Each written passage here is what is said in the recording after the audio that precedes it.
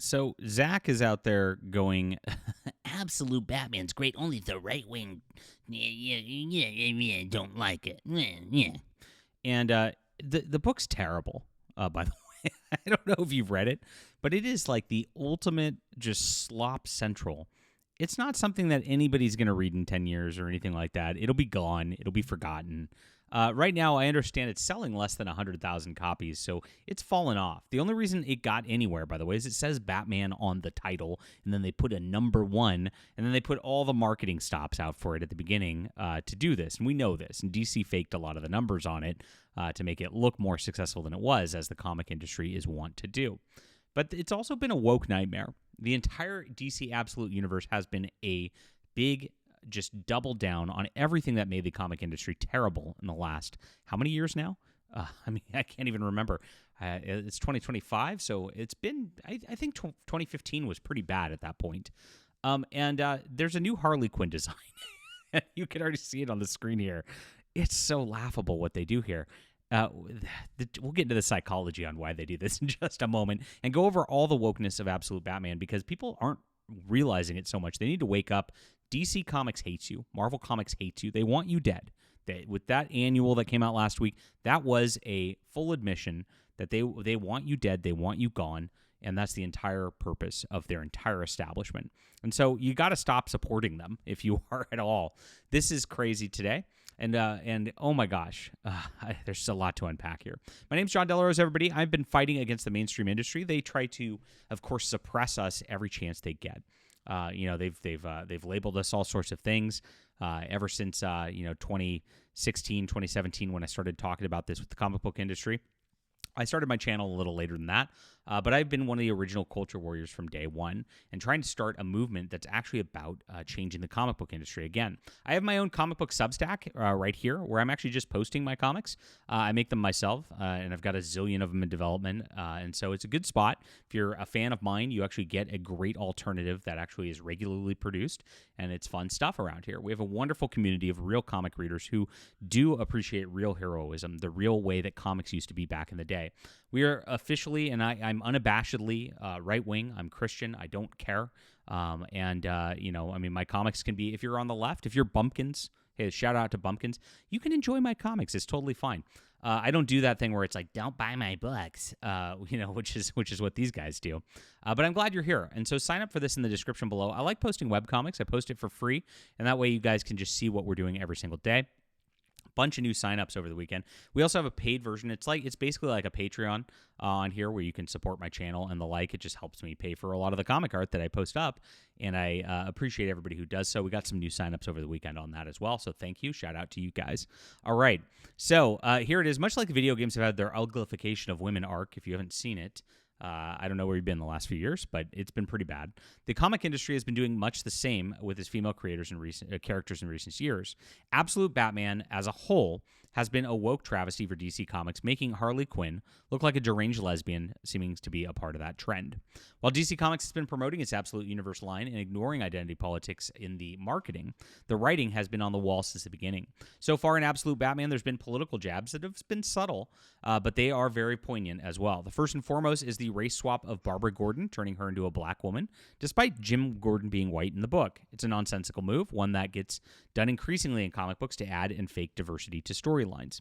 Toward the end of the first arc, it becomes very clear that the villain is a stand-in for Donald Trump. The character says, he's using us. Maybe his cronies can profit, get control, who knows? And there it is, and that's exactly what they think about the evil Trump villain out there in the White House. Scott Snyder's alluded to that as well, that he does layer this in there, but he tries to make it subtle enough that people can, quote, read it anyway. And that's what he said about things. But he's absolutely deranged. You got to remember Scott Snyder was at the No Kings protest, posting about it just 2 weeks ago as well. Across the Absolute line, it's been very similar on this level as well. Green Lantern also features a new black female iteration of the character, replacing Hal Jordan. It has been tried before in the new extremely DEI-infused Green Lantern Far Sector, but it seems they want to go there again. So this is the second black female replacement Green Lantern they put in Absolute Flash. The character, the Golden Glider, also now changed into a black woman for this redesign. And of course, people just don't talk about that because the Golden Glider is not a big name character, but it's happening across the line, like I said.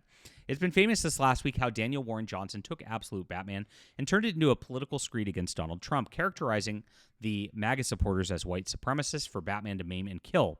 One of the most bizarre, violent fantasies we've ever seen. It started with his sketch of this right here that went viral, and of course people were seeing how ugly this was a few weeks ago.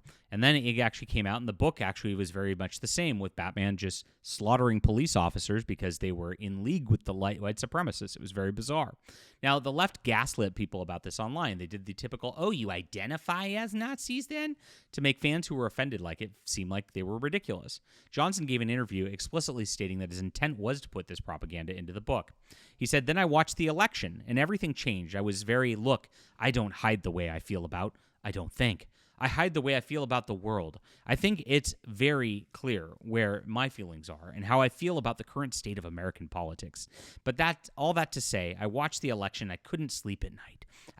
Look at these babies. They're keyboard warriors, right? I'm going to write Batman breaking these MAGA chuds' arms because I'm so brave.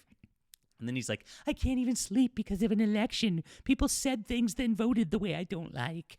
I mean, it's just like it's out of control. They're just complete cowards, all of these people. And I was feeling very scared and worried for this country that I love. And sometimes I wake up in the morning, especially after nights of restless sleep or not good sleep, and I will kind of awaken in a daze. And I've got some amazing story ideas in me in this moment. This was their amazing story idea where guys were shouting white power and then crack. Okay. After the election, he was turning in his mind, and he had his heart in a bad way. I felt very powerless in the way I haven't felt before, and I got this image of a white supremacist going up for the salute, having their arm get broken by Batman. It was a strange thing that showed up in my head. So the entire thing was a election screed, which we've covered before here. Don't let anybody forget that. They lie about it. They're still lying about it online about Absolute Batman. Like, it is what it is. He also called this a relief in this catharsis. So he's so stressed out. He needs relief and catharsis because Donald Trump is president, guys. That's all this is about. They hate you. They literally hate you, right? And so now we have this Absolute Batman, which is crazy. Like I said, it's slop all the way around. Here's this very bizarre. This is like in the most recent issue. It's like a 3-page pornographic scene of Bruce Wayne. Look at how she's like hugging him from behind too, like she was doing him. Very weird. But this is exactly how it works. And you know, by the way, Selena Kyle obviously turned into a black woman as well. Another thing right here, right? And so, very weird to take this and make it very pornographic in a Batman book for 3 out of. And by the way, they're only 20-page books. Like these, DC Comics is only 20-page books. That's 15% of it is this, like immediately. So what are they doing? Well, the rest of it gets even worse. And here it is. They revealed Harley Quinn. Now you're speaking my effing language. My name's Harley Quinn, leader of the Red Hood. So what's the plan? And you can see the redesign of Harley Quinn, which has turned her into this like weird lesbian they-them type of person. Now, the lesbianification of Harley Quinn's been going on across the DC Comics line for years as well. It started out as a kid's cartoon. If you remember, Harley Quinn was a fun character from the animated series. If you guys have not watched the animated series, that is the best of Batman, in my opinion. And it was such a popular character. She Mr. J. And she loved the Joker more than anything in a deranged way. That was a good foil for the Joker. I mean, it was just expertly written. That's quality writing right there. And of course, they wanted her to become her own because they didn't like it that Harley Quinn was just a second fiddle to a Joker. She's a woman. She's a strong woman. So they eventually like veered her away from that intentionally, and they turned her into a lesbian in the comic books. They've turned her into a lesbian in the recent video games. The Suicide Squad kills the Justice League as well. That was a weird one where they actually added in some strange like child grooming stuff into that. That's another story. And but at the same time, they try to keep her like appearance the same way. Like, in fact, they've actually changed it from like the kids' cartoon version into like kind of like very much lipstick lesbian sexualizing her in terms of like the lesbian version of it here. But now they've gone full tilt, right? And they've gone full uglification of Harley Quinn with this. This is a crazy design, and people are mocking it. This was my favorite one I saw on X from John A. Douglas. He was actually talking about how she's Jack from Mass Effect in clown face. Exactly. This is exactly, it is. And by the way, a lot of these artists lift a lot of these concepts right out of video games or other things. That's exactly what they do all the time. It's the same thing. There's never any like real designs or anything like that. They're just aping things over and over again. That's why this is, I mean, think about it. These are Batman characters and they're just manipulating and bastardizing the Batman characters. That's what the absolute Batman universe is intended to do.